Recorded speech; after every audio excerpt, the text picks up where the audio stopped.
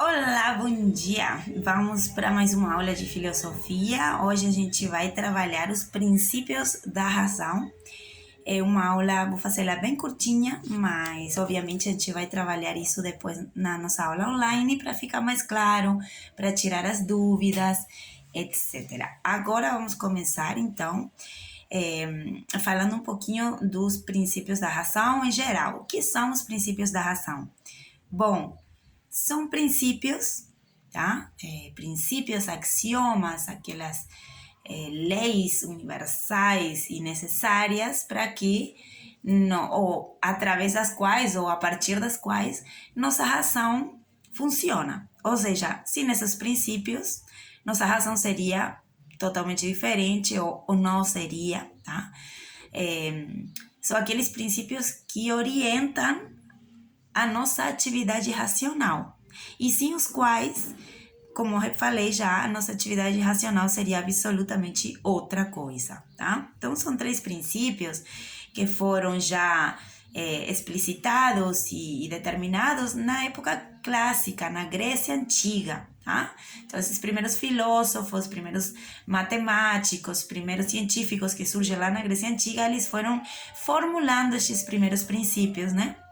A partir da observação e do estudo da razão humana, eles chegaram na conclusão de que esses princípios são fundamentos de toda atividade racional, de todo pensamento racional. Então vamos agora ver quais são esses princípios, tá?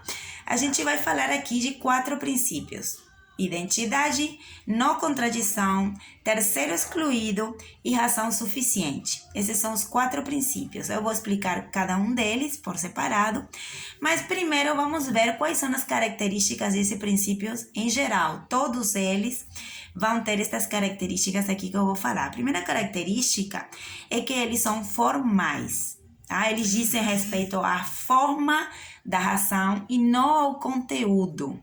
Então, quando eu estou falando dos princípios, eu não vou estar falando do que é que minha razão está pensando, mas de como ela está pensando aquela realidade. Por isso a gente diz que são princípios formais, dizem respeito ao como e não ao que, tá? Essa é a primeira coisa importante para a gente ter em conta.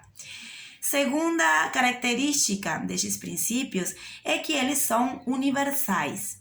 Eles valem para todos em todas as épocas. Valem lá na Grécia Antiga, onde foram criados, e valem hoje, até hoje, nos dias de hoje, para guiar essa atividade racional. Claro que alguns deles têm sido criticados, têm sido relativizados, mas eles continuam sendo princípios, principalmente no que diz respeito ao pensamento mais racional, puramente, né, científico, racional, formal.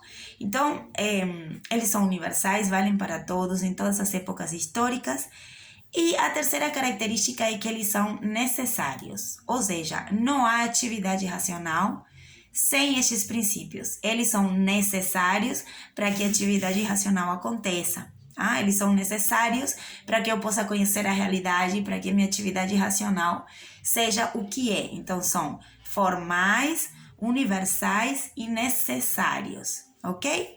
Dito isso, vamos começar então com os princípios. Quais são os princípios?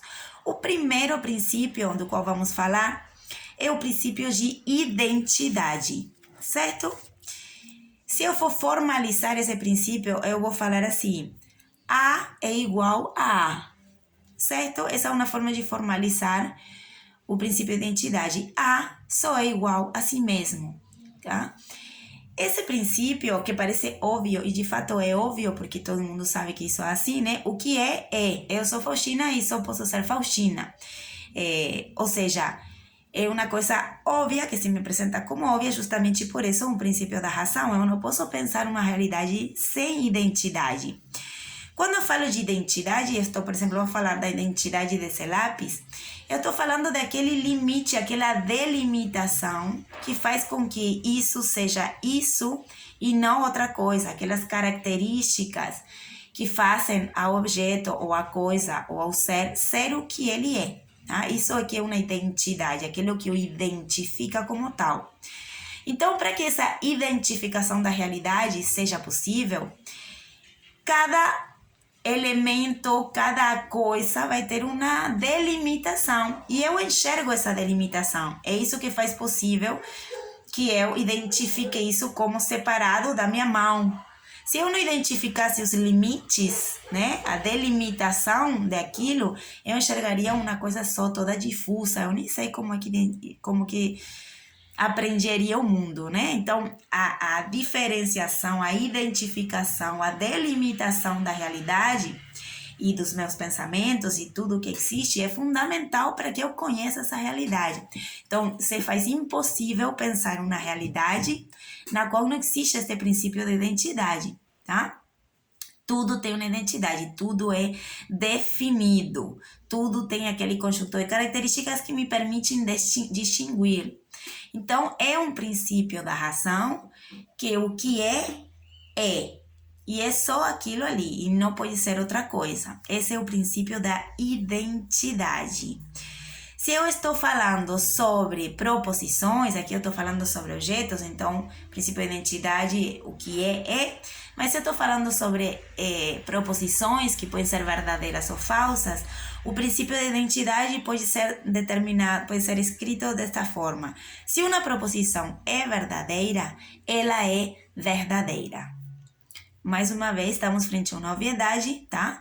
Mas o que eu estou dizendo aqui é, por exemplo, a proposição pode ser: esse lápis é cinza e preto, certo? Como essa identidade eu identifico como tal, eu faço uma proposição a respeito. Se essa proposição que eu estou dizendo é verdadeira, ela é verdadeira. Ela não pode ser verdadeira e falsa, certo? Então, o princípio da identidade diz respeito à identidade das coisas, como eu aprendo essa realidade a partir desse princípio, e também está dizendo respeito à verdade. Se uma coisa é verdadeira, ela é verdadeira. E dessa forma a gente dá passagem para o segundo princípio, que é o princípio da não contradição, ok?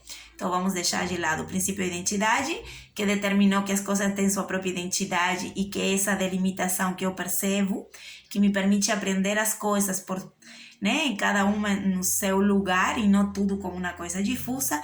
E agora passo para o segundo princípio, que diz que se uma coisa é verdadeira, tá? Ela não pode ser falsa. Ou seja, o P, vamos imaginar P seria uma proposição. O P é verdadeira, tá? O não P é verdadeira. Eu não posso dizer a verdade e a falsidade de uma mesma proposição ao mesmo tempo, porque aí eu caio em uma contradição.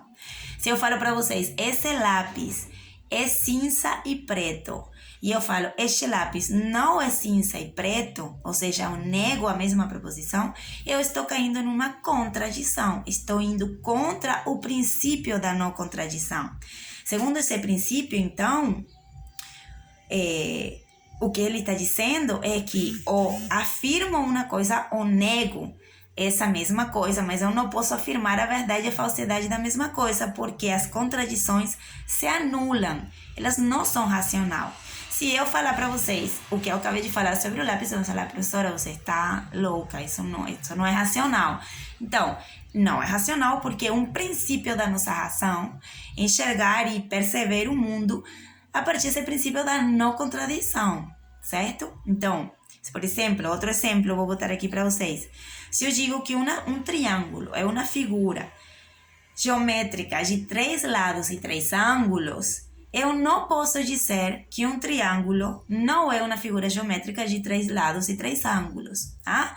Ou ela é verdadeira ou ela é falsa. Eu não posso afirmar a verdade e a falsidade de uma proposição ao mesmo tempo. Então, basicamente, acho que com isso ficou claro que seria, então, o princípio da não contradição. É um princípio que a gente pratica o tempo inteiro. Quando alguém se contradiz, a primeira coisa que eu vou fazer é notar que está errado, que é uma coisa errada ali, tá? Então, segundo princípio da não contradição. Eu não posso pensar, então, sem esses dois princípios. Se eu estou pensando uma coisa contraditória, eu racionalmente vou dizer que tem alguma coisa errada ali. Diferente se eu estou em uma emoção. Lembra que a gente falou nas aulas passadas da diferença entre o pensamento racional e a emoção? A gente falou, as emoções são contraditórias. Eu posso amar e odiar ao mesmo tempo. Então, aí é outro nível, outro plano da realidade, onde sim é possível a contradição. Nos sonhos, por exemplo, que diz do nosso inconsciente, aparece a contradição. Às vezes eu estou andando num cavalo, mas não estou andando num cavalo. Tudo ao mesmo tempo, num sonho, tudo é possível. Ali já rigem outros princípios. Ali a contradição é possível, mas é um mundo não racional.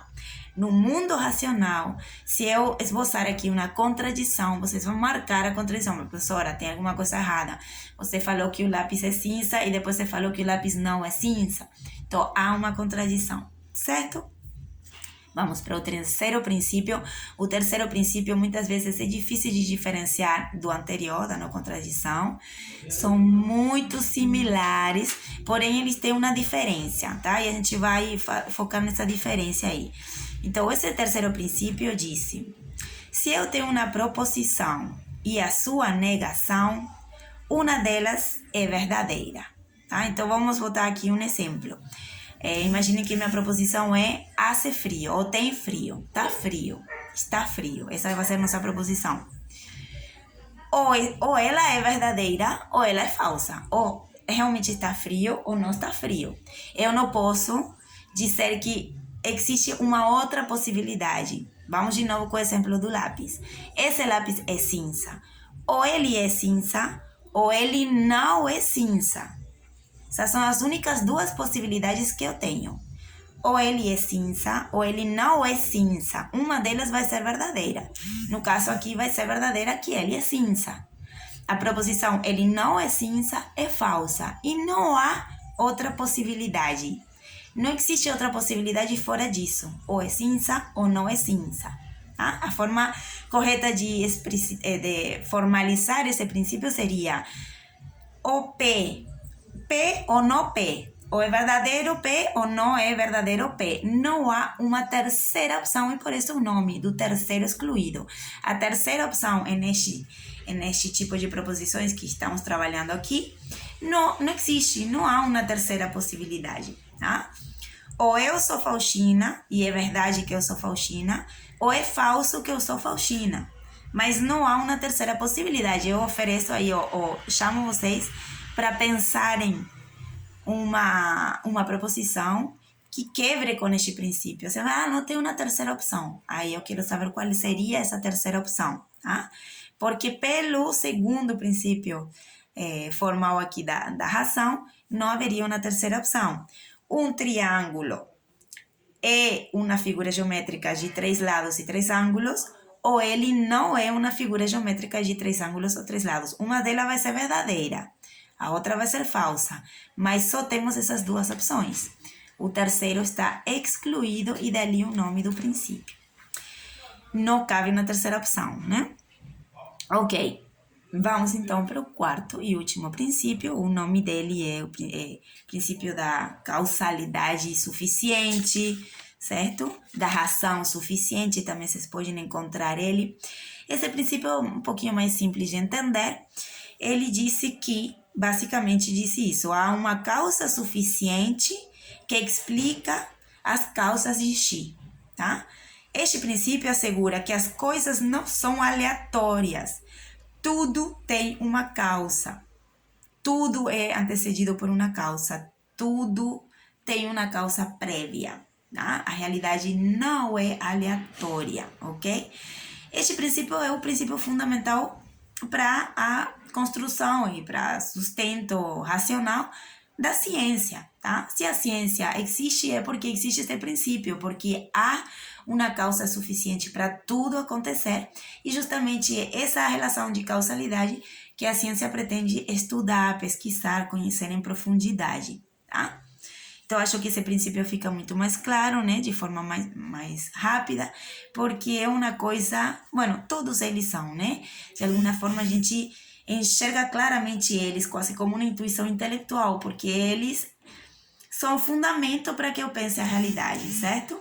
Eu não enxergo a realidade de forma aleatória, né? E se não entender, não, eu sei que tudo tem uma causa. Se eu tô aqui sentada é porque eu tenho a causa de ter que fazer uma aula, videoaula para vocês, né? E enfim, e são essas causas, né, que o conhecimento científico vai procurar saber. E eu não posso pensar a realidade, não posso entender a realidade, senão a partir dessas causas suficientes. Então, esse foi nosso quarto e último princípio. Nossa videoaula de hoje termina por aqui. Na aula que vem, a gente vai explicar um pouquinho melhor esses princípios de forma online, porque vocês vão poder tirar dúvidas, eu vou poder trazer outros exemplos que aclarem mais.